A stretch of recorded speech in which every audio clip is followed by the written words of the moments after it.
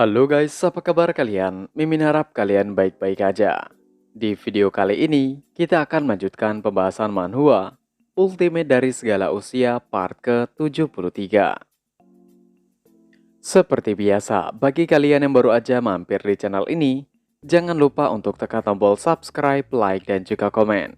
Dan bagi kalian yang baru aja nonton video ini, ada baiknya kalian tonton dulu video part sebelumnya agar ceritanya nyambung. Link videonya Mimin udah cantumkan di deskripsi video ini. Karena ini adalah hasil translatean Mimin sendiri, Mimin mohon maaf jika ada mistranslate sepanjang cerita ini. Tanpa berlama-lama, mari kita bahas tuntas. Cerita kita lanjutkan. Di pembahasan terakhir, Yun Xiao yang tidak bisa menangkap Heng Yuan hanya bisa melihatnya pergi ketika Tieling memanggilnya untuk membantu ayahnya yang sekarat. Tieling menyentuh tangan Yun Xiao dan mengatakan, Yun Xiao adalah seorang Holy Herald yang dikirim oleh surga. Jadi Yun Xiao pasti memiliki cara untuk menyelamatkannya. Namun Yun Xiao tidak mengatakan apapun dan menatap ke arah Tieling dengan tajam. Begitu juga dengan Tie Fan, memohon untuk membantunya sekali lagi. Duan Yue yang ada di belakang Yun Xiao masih tetap berdiri memandang tanpa bereaksi. Yun Xiao masih tidak menjawab dan ia hanya perlahan mengeluarkan baju penggantinya dari dalam cincin penyimpanan. Sebuah cahaya keluar dari dalam cincin dan membesar. Yun Xiao langsung mengenakan pakaiannya. Ia menghela nafas mengatakan bahwa Dao Surgawi beroperasi dengan prinsip-prinsip yang konsisten. Waktu kepala klan benar-benar telah tiba. Jika mereka dapat menemukan pohon kunwu lainnya, mungkin ia dapat menyelamatkan hidupnya. Selalu ada kesedihan dan kematian dalam hidup. Dia tidak ingin berbohong kepada Tieling, jadi dia mengatakan yang sebenarnya. Tieling langsung putus asa dan hatinya menjadi dingin. Bahkan seluruh Laut Selatan tidak mungkin memiliki pohon ilahi kunwu kedua, apalagi perairan di dekatnya. Menggigit bibirnya, ia tertegun mendengar apa yang dikatakan oleh Yun Xiao, seakan tidak bisa mempercayainya. Tiba-tiba sebuah tangan besar menyentuh pundak Tieling, dan suara terdengar menegur Tieling yang tengah menangis. Itu adalah suara dari kepala klan. Kepala klan mencoba untuk menghibur anaknya dengan mengatakan bahwa semua orang harus mati, dan ia telah hidup cukup lama. Tieling semakin menangis dan semakin menjadi. Tubuhnya gemetar karena menahan kesedihan yang luar biasa. Ia bahkan menyalahkan dirinya yang lemah, tidak mampu berbuat apapun. Seketika ia berbalik memeluk ayahnya dengan perasaan yang tidak bisa terbayangkan. Bagaimana tidak? Ia mengetahui bahwa orang yang ia kagumi, orang yang paling dicintai di dunia ini, yang telah menjaganya cukup lama akan meninggalkan dirinya untuk selamanya. Kepala klan tersenyum tipis dan berkata dengan suara lemah, ia tidak layak bagi klan Fireface selama ribuan tahun sebagai kepala klan. Bukan saja ia tidak melakukan sesuatu yang hebat untuk klan Fireface, tapi ia hampir membuatnya hancur. Jika surga tidak mengirim Lord Holy Herald, bahkan kematian hampir tidak bisa membebaskannya dari kesalahan. Tie Fei dan juga Tie Fan datang dengan terisak tangis. Mereka mengatakan bahwa kepala klan adalah kepala klan terbaik. Mereka masih tidak merelakan kepala klan untuk pergi. Menurut mereka, klan Fireface masih membutuhkan kepala klan untuk membimbing mereka. Namun apa yang bisa dikatakan ketika ajal telah menjemput? Tidak ada yang bisa untuk dilakukan, dan hanya bisa menerima takdir. Sedangkan Yun Xiao dan Duan Yue memandangi mereka tanpa bisa mengatakan apapun. Perpisahan memang menakutkan, namun tidak ada yang bisa mengubah takdir. Bagaimanapun caranya. Kepala klan tiba-tiba terbatuk dan berlutut, karena sudah tidak sanggup menopang tubuhnya lagi. Ia mengatakan pada 3 anaknya, ia sangat bahagia melihat mereka telah tumbuh hingga titik ini. Ia sekarang secara resmi menunjuk Tie Fan sebagai kepala klan Fireface berikutnya. Ia berharap kedua saudaranya mendukung Tie Fan dengan penuh hati dan sekuat tenaga.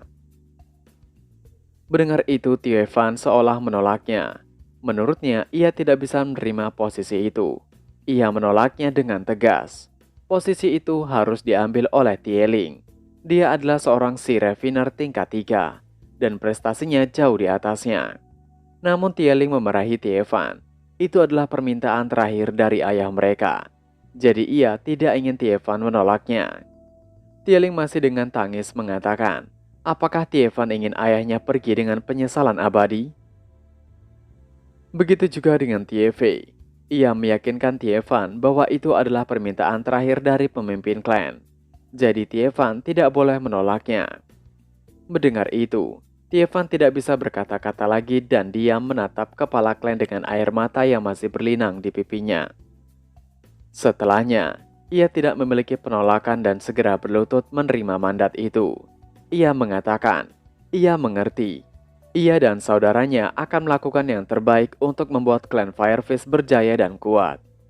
Tiefan mengatakan dengan penuh keyakinan, seolah ia telah bersumpah. Kepala klan yang melihat Tieling memeluknya, ia mengatakan, saat ini Tieling adalah apinya Tiefan. Ia ingin Tieling mendukung Tiefan dengan sungguh-sungguh. Tieling meyakinkan ayahnya bahwa ia dan saudaranya akan melakukan yang terbaik untuk klan Fireface. Tieling menjawab mandat kepala klan masih dengan air mata berlinang. Kepala klan mengulurkan tangannya dengan susah payah untuk meraih Yun Xiao. Namun Yun Xiao tampak jauh. Jadi ia hanya menunjuknya. Kepala klan berterima kasih. Ia meminta tolong pada Yun Xiao sekali lagi. Setelah ia tiada, ia menyerahkan pengawasan klan Fireface kepada Yun Xiao. Yun Xiao belum memberikan jawaban dan mendekat ke arah kepala klan. Setelahnya ia mengatakan, ia khawatir ia harus segera kembali ke daratan Tianwu ketika selesai. Dan ia tidak entah kapan akan bertemu dengan mereka lagi. Tapi jika mereka memiliki kesempatan untuk bertemu lagi, ia akan menjaga klan Fireface dengan baik. Kepala klan tersenyum kecut saat ia mengatakan, ia berharap Yang Mulia Holy Herald bisa tinggal untuk sementara waktu. Tiefan dan yang lainnya masih muda, dan jika Yang Mulia bisa membimbing mereka, mereka pasti akan membuat lebih sedikit kesalahan. Namun Yun Xiao sekali lagi menolak. Ia menggelengkan kepalanya dengan meminta maaf. Ia tidak bisa melakukan itu. Melihat adegan di depannya, Duan Yue sedikit mengernyit karena dia dapat dengan jelas merasakan bahwa Tiefan dan yang lainnya mulai marah. Tubuh mereka gemetar menahan amarah, tapi tidak bisa menunjukkannya. Namun sepertinya kepala klan tidak bisa menahan Yun Xiao lebih lama. Ia segera mengatakan, jika seperti itu, ketika Yun Xiao memiliki kesempatan untuk berkunjung dan bertemu lagi, ia harap Holy Herald akan menjaga mereka dengan baik. Yun Xiao mengangguk dan menipali. Ia pasti akan melakukannya. Namun Yun Xiao tidak menatap kepala klan dan hanya meluruskan pandangannya ke dasar laut. Matanya juga seperti penuh dengan kebimbangan. Bagaimana bisa ia harus tetap tinggal di lautan, sedangkan ia ada seseorang yang harus diselamatkan di rumahnya. Namun Yun Xiao harus bisa memilih.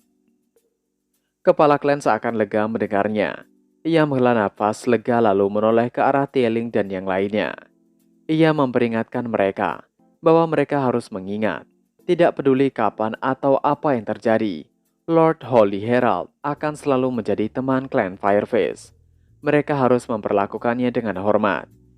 Dia juga merasakan ketidakpuasan beberapa orang dengan Yun Xiao, dan ia khawatir mereka akan memiliki konflik nanti. Tiefan yang tubuhnya masih gemetar menahan amarah dan kesedihan tentu tidak bisa menolak apa yang dikatakan oleh ayahnya. Ia menyanggupinya. Ia akan memastikan Lord Holy Herald akan selalu menjadi teman klan Fireface. Sedangkan Tiefei tidak bisa mengatakan apapun dan hanya mengusap air matanya yang tidak bisa berhenti mengalir. Bagaimana tidak, dunia mereka seakan hancur. Tidak ada sandaran bagi mereka dan mulai saat itu, mereka harus berdiri sendiri menghadapi kejamnya lautan. Senyum tipis muncul di wajah kepala klan, dan pupil matanya akhirnya mulai membesar. Seorang pria laut yang telah hidup selama ratusan tahun, kaisar bela diri dan kepala klan, akhirnya menyelesaikan hidupnya dan meninggal dengan damai. Tubuh kepala klan mulai sirna secara bertahap. Ketiga anaknya hanya bisa menatap dengan tangis ketika itu terjadi. Selama itu, Mereka tidak mengatakan apapun dan seolah mereka memberikan penghormatan terakhir kepada kepala klan mereka. Dan akhirnya, tubuh kepala klan benar-benar menghilang menyatu dengan air lautan. Yun Shao menghela nafas dengan emosi yang campur aduk di dalam hatinya. Dia tidak menyangka api True Phoenix menjadi begitu kuat sehingga telah mengubah garis keturunan seluruh klan selama lebih dari 10.000 tahun. Pada saat itu, Tievan dan yang lainnya perlahan berhenti menangis dan berdiri.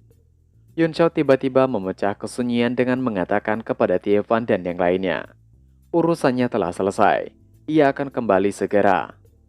Ada jejak kebencian di mata Tievan saat dia berkata dengan kesal, jangan pikir bahwa hanya karena Yun Shao adalah Holy Herald.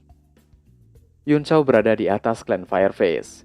Tievan menanyakan alasan Yun Shao mengapa tidak setuju dengan kepala klan ketika dia meminta untuk tinggal.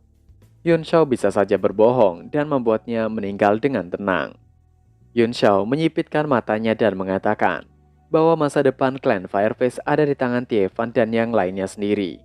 Apakah Tievan ingin mempercayakan masa depan klan Fireface kepada orang luar? Perkataan Yun Shao membuat Tievan berdiri terdiam. Sambil mengerutkan keningnya, ia mengatakan, Yun Shao adalah Holy Herald, jadi secara alami ia akan mempercayainya. Yun Shao mendengus dingin saat mengatakan, karena mereka mempercayainya, tentu saja ia tidak bisa membohongi mereka, termasuk kepala klan lama mereka. Tievan dan Tieling tidak bisa bereaksi dengan kata-kata Yun Shao. Setelahnya, Tieling memanggil Yun Shao. Ia menatapnya dengan penuh harap, mengatakan dengan malu-malu bahwa ia ingin belajar menjadi seorang refiner dari Yun Shao. Yun Shao tersenyum mengatakan, Tieling menerima hadiah darinya. Yun Shao berhenti sejenak ketika melanjutkan. Saat ini adalah hari berkabung atas kematian ayahnya. Dan juga Tieling adalah tetua baru dari klan Fireface. Ada banyak hal yang harus Tieling tangani. Ketika klan Fireface menetap dan stabil, Tieling bisa datang ke kota Martial Flame untuk menemuinya kapan saja. Ia akan mengajari Tieling menjadi seorang refiner yang handal. Mata Tieling melebar, dan ia merasa sedikit gugup. Meskipun manusia laut bisa hidup di darat, dia belum pernah pergi ke benua manusia. Yun Shao mengatakan bahwa ia adalah penguasa kota Martial Flame, dan namanya adalah Li Yun Shao. Yun Shao menepuk dahi Tieling saat dia tersenyum dan mengatakan bahwa kota Martial Flame terletak di negara bagian Tianshui, dekat Kekaisaran Fire Crow, yang terletak di selatan benua Tianwu. Kapanpun Tieling datang, maka Tieling dapat melihat dirinya di sana. Tieling mengepalkan tinjunya erat-erat dan berkata dengan keras, ketika keadaan menjadi tenang di klan Fireface, ia pasti akan pergi ke kota Martial Flame untuk menemukan Lord Holy Herald. Ia ingin mempelajari semua tentang refiner Lord Holy Herald, dan ia akan menjadi guru si refiner. Yun Shao tersenyum senang mendengarnya. Ia akan menunggu Tieling datang kepadanya, dan ia akan menunggu Tieling menjadi si refiner terbaik di 4 lautan. Seorang si refiner yang akan melebihi Hasi, Suelai, dan juga Ansen. Mendengar itu, Tieling dan yang lainnya terkejut. Setelah keterkejutannya, Tieling menanyakan, apakah Yun Shao mengetahui orang-orang yang Yun Shao katakan tadi? Tievan dan yang lainnya juga terkejut. 3 nama yang disebutkan Yun Shao adalah si refiner terbaik di 4 lautan. Mereka dipuja oleh ribuan orang seperti dewa di atas awan, dan status mereka tidak kalah dengan Raja 4 Lautan. Dengan berbalik, Yun Shao tertawa ketika mengatakan, 3 orang yang ia sebutkan hanyalah 3 orang tua, dan Tieling sama berbakatnya dengan mereka. Tieling membeku sepenuhnya. Dia tidak pernah bermimpi membandingkan dirinya dengan 3 pria legendaris itu. Kata-kata Yun Shao seperti benih mimpi, terkubur dalam-dalam di hatinya dan menunggu hari berkecambah. Untuk sejenak Yun Shao melihat lautan di sekelilingnya. Ia bergumam dalam hati. Walaupun itu hanya beberapa hari ia berada di dalam lautan, tapi itu adalah pengalaman yang luar biasa. Duan Yue yang melihat Yun Shao menanyakan, apakah Yun Shao yakin akan pergi? Di sana ada banyak harta, mengapa tidak mengambil beberapa? Yun Shao tidak menanggapi ocehan Duan Yue. Yun Shao menoleh ke belakang saat Yevan melambai dan memanggil Yun Shao dengan sebutan Holy Herald. Mereka bertiga langsung berlutut memberi penghormatan kepada Yun Shao. Tievan mengatakan bahwa ia Tie dan Tieling dan seluruh klan Firefist tidak akan pernah melupakan bantuan dari Holy Herald selamanya. Kapanpun Holy Herald mengunjungi klan Firefist, maka lautan akan selalu terbuka untuk Yuan Shao. Setelahnya, Tie mengatakan, sejak Yuan Shao memutuskan untuk pergi, ia akan secara pribadi memimpin jalan untuk Yuan Shao. Lagi pula, laut terlalu besar. Ia khawatir Yuan Shao akan tersesat. Yuan Shao sedikit mengangguk. Setelah itu, Tie dengan cepat dan hormat memimpin di depan, membawa kedua pria itu ke permukaan ketika mereka datang. Dia menggunakan tali untuk membawa mereka, tapi ketika mereka pergi, dia dengan hormat. Mereka bertiga melesat melintasi laut, dan mereka segera kembali ke permukaan. Akhirnya, bisa melihat langit biru cerah lagi. Tie tahu Yuan Shao belum menjadi seorang martial grandmaster, dan tidak bisa melayang di udara. Jadi dia membuat gelembung dengan gerakan mantra dan membuatnya melayang di bawah kaki Yuan Shao, yang memungkinkan Yuan Shao untuk berdiri kokoh di langit. Tie mengatakan pada Yuan Shao dengan sopan, saat ini adalah tempat pertama kali mereka bertemu. Bisakah ia menanyakan bagaimana Yuan Shao akan kembali? Yuan Shao melihat sekeliling ke arah laut yang tak terbatas, dan kemudian dia mengistirahatkan matanya di sebuah pulau kecil di kejauhan dan mengatakan, ia akan beristirahat di pulau itu terdahulu. Ia tidak tahu kapan kabut pelangi akan muncul lagi, jadi ia hanya bisa menunggunya sekarang. Itu adalah pulau kecil yang tak berpenghuni, panjang lebarnya sekitar 10 mil. Setelah mendarat di atasnya, Yuan Shao meminta Tie untuk kembali. Tie mengangkat tangannya ke atas kepalanya saat ia membungkuk. Ia membungkuk dalam-dalam 3 kali dan berkata dengan penuh terima kasih. Ia meminta untuk Yuan Shao dan Duan Yue berhati-hati. Ia berharap mereka akan segera bertemu lagi. Setelah mengatakan itu, dia menutup matanya karena takut dia akan menangis. Kemudian dia berbalik dan terjun kembali ke air, menghilang ke lautan luas. Yuan Shao menghela nafas dalam-dalam. Dia telah melakukan kontak dengan banyak orang laut, tapi dia tidak memiliki kesan yang baik tentang mereka. Dan tangannya berlumuran cairan merah, orang-orang laut yang tak terhitung jumlahnya di kehidupan sebelumnya. Dan sekarang adalah pertama kalinya ia menjadi begitu dekat dengan klan laut. Duan Yue tiba-tiba tertawa ketika mengatakan, apakah Yuan Shao enggan berpisah dengan mereka? Sekarang setelah ia melihat Yuan Shao lagi, ia menemukan bahwa Yuan Shao memang terlihat seperti kepala ikan itu. Mengapa tidak tinggal dan menikahi mereka? Ia dapat menjamin bahwa mereka akan membiarkan Yuan Shao memiliki kepala ikan yang paling indah di klan mereka. Dan mungkin Yuan Shao akan berevolusi menjadi persis sama seperti mereka dalam beberapa ratus tahun. Yuan Shao menatap dengan sinis dan berkata dengan suara dingin, apalagi yang Duan Yue ketahui selain mencari kesenangan melalui fab-fab sendiri. Mendengar ejekan Yuan Shao membuat Duan Yue semakin kesal. Balasan tajam Yuan Shao seolah mencekiknya.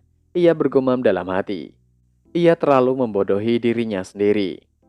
Dengan memprovokasi Yuan Shao, Duan Yue memarahi dirinya sendiri di dalam hatinya. Sejak dia bertemu Yuan Shao, dia tidak pernah berhasil mengejeknya.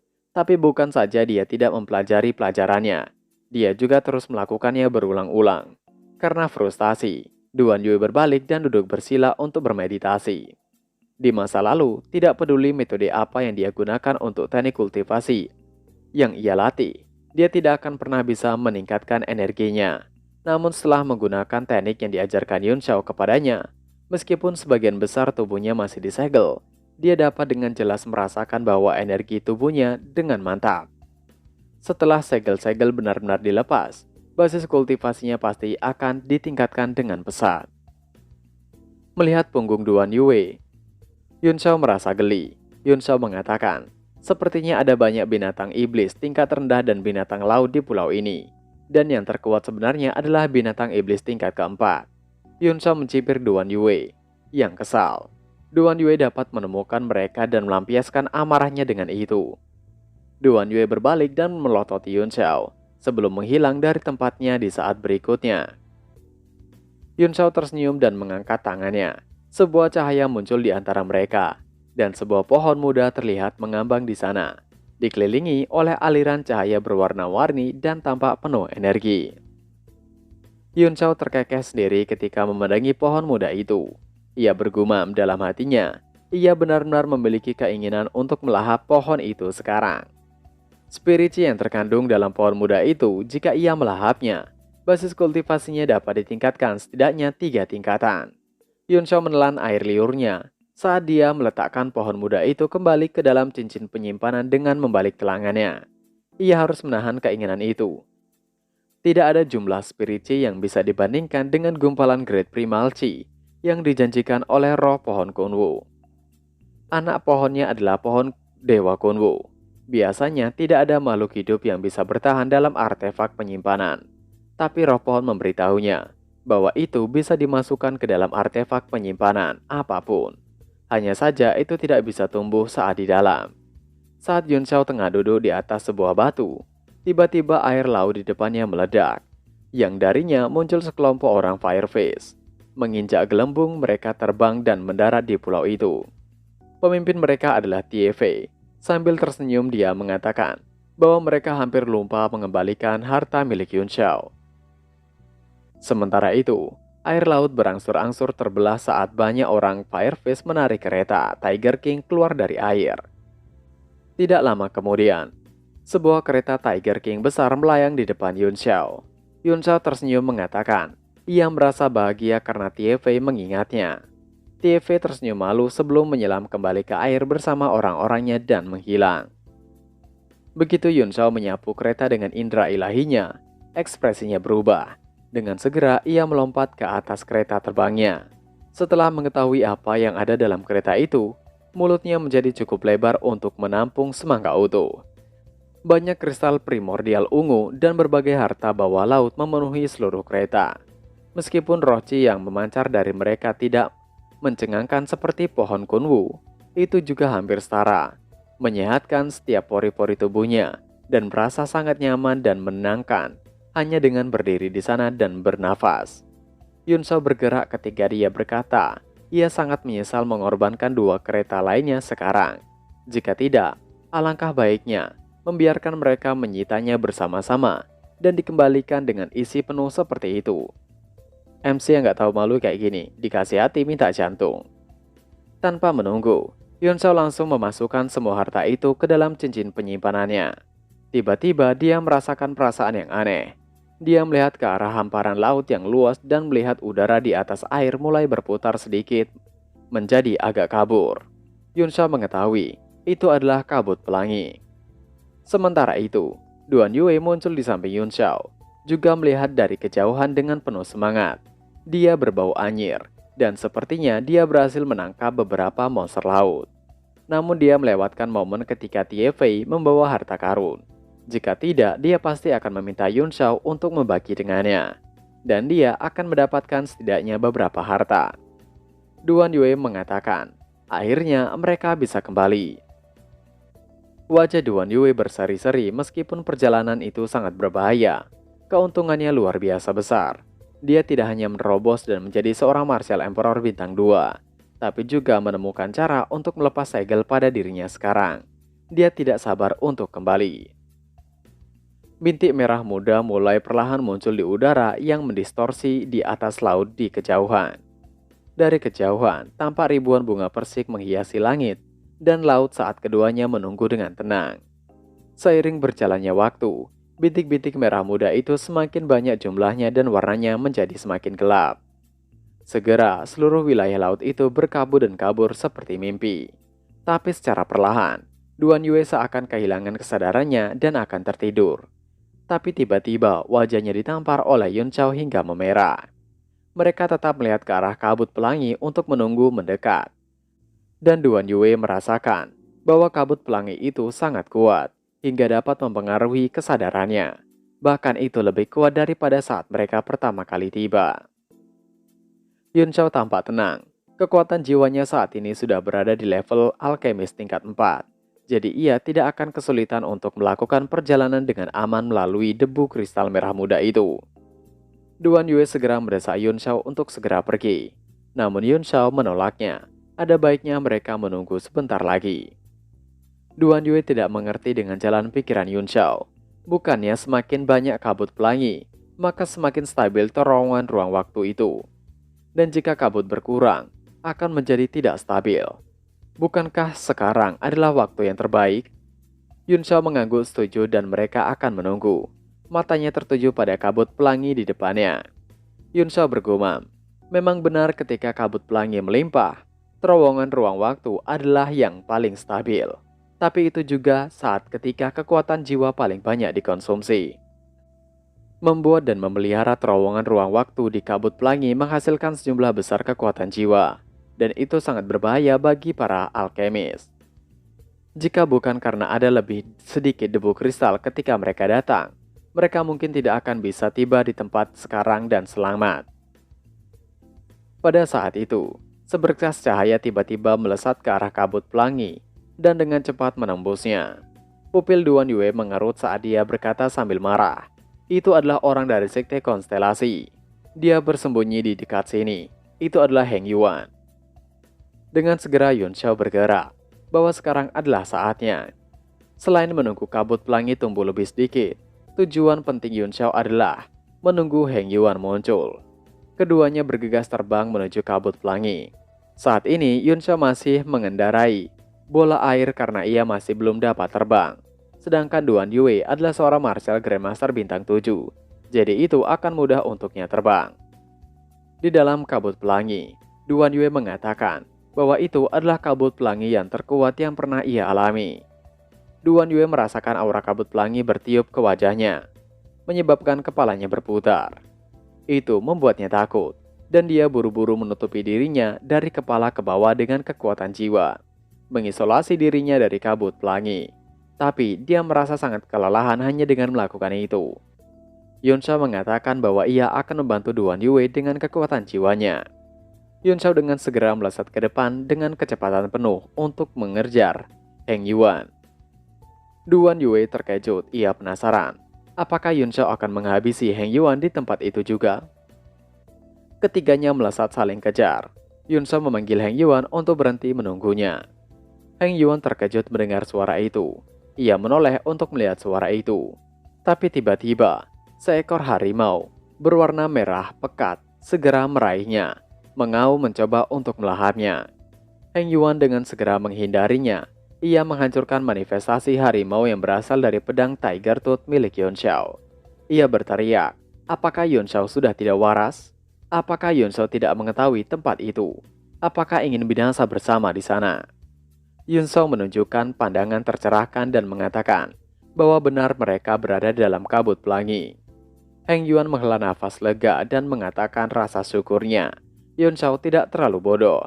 Jika mereka bertarung di dalam kabut pelangi, meskipun ia juga di bawah tekanan besar, ia tidak akan kesulitan menghabisi mereka berdua terlebih dahulu sebelum melewati kabut dengan aman. Ia hanya ingin memberi Yun Xiao kesempatan yang adil untuk menyelesaikan masalah mereka ketika mereka kembali ke Qinghai. Namun kata-kata Heng Yuan tidak didengarkan oleh Yun Xiao. Itu membuat Heng Yuan ketakutan dan berteriak. Apakah Yun Xiao benar-benar tidak mengerti apa yang ia katakan? Mengapa Yun Xiao melakukan itu? Karena ia tahu, jika ia melakukannya di Qinghai, ia tidak akan memiliki kesempatan sedikit pun untuk menghabisi Heng Yuan. Saat dia baru setengah jalan, dia melihat ekspresi mengejek Yun Xiao. Dan kemudian, sejumlah besar kabut pelangi tertarik oleh kekuatan jiwa Yun Xiao. Yun Xiao berengus dingin. Menurutnya, Heng Yuan persis seperti konstelasi Old Freak yang ia ketahui. Apakah Heng Yuan akan binasa jika Heng Yuan tidak menyombongkan diri? Yun Xiao mengatakan itu dengan suara dingin. Tangannya tampaknya telah menghasilkan hisapan yang kuat, menarik kabut pelangi di dekatnya menjadi massa, yang kemudian dikompresi menjadi bola merah muda yang tampak seindah bola salju. Heng Yuan ketakutan. Ia berteriak apa yang sedang Yun Xiao coba lakukan. Yun Xiao mengabaikan teriakannya. Ketika bola merah muda itu tumbuh seukuran bola bowling, dia mendorong tangannya ke depan, melemparkannya ke depan dengan kekuatan jiwanya. Saat berputar, bola menembus kabut menuju Heng Yuan. Heng Yuan berteriak kesal. Apakah Yun Xiao masih benar-benar tidak waras? Heng Yuan tersentak seolah-olah dia telah melihat hal yang paling menakutkan di dunia. Dia buru-buru menghindar, tapi kemudian menyadari bahwa bola itu terlalu cepat untuk dihindari. Jadi, dia dengan cepat mengumpulkan kekuatan jiwanya di telapak tangannya dan mendorongnya ke depan untuk menahan bola energi itu. Senyuman mengerikan muncul di wajah Yun Xiao saat dia menyatukan kedua telapak tangannya dan mengepalkannya. Sebuah cahaya tak terlihat meledak di tangannya. Dan sementara itu, bola bergegas menuju Heng Yuan. Tiba-tiba membesar tepat di hadapan Heng Yuan. Yun Xiao mendorong tangannya ke depan. Di saat itu juga, bola energi yang membesar itu meledak. Dan dari dalamnya dimanifestasikan sebuah kapak merah muda besar melayang tepat di depan Heng Yuan. Melihat itu, membuat Heng Yuan ketakutan. Ia segera mendorong tangannya ke depan dan penghalang yang ia buat menggunakan kekuatan jiwanya menjadi beberapa lapis. Heng Yuan masih bersikap sombong mengatakan, Yun Xiao hanyalah seorang martial lord, mencoba mengalahkannya. Itu tidak akan mungkin. Jika Yun Xiao bisa menghancurkan penghalang dari sekte konstelasi yang ia gunakan, maka ia akan bersujud 3.000 kali di depan Yun Xiao. Tapi Yun Xiao tidak mendengarkan apa yang dikatakan oleh Heng Yuan. Tiba-tiba dari samping Heng Yuan, pedang Tiger Tooth melayang mendekatinya. Melihat itu membuat Heng Yuan menangis sekencang-kencangnya. Ia mengatakan bahwa ia menyerah dan meminta untuk Yun Xiao menghentikan serangannya. Apakah Yun Xiao tidak ingin menjadi orang baik? Namun Yun Xiao tidak mendengarkannya dan segera mendaratkan serangan itu pada Heng Yuan dan menghancurkan perisai yang melindunginya berkeping-keping. Itu membuat Heng Yuan berteriak mengerang kesakitan. Dan chapter pun berakhir. Nah, itu tadi adalah pembahasan manhwa Ultimate dari Segala Usia part ke-73. Seperti biasa, sebelum mengakhiri video ini, Mimin ingatkan untuk kalian bahagia dan sehat selalu. Terima kasih sudah menonton video ini, dan sampai jumpa lagi di video selanjutnya. Jana!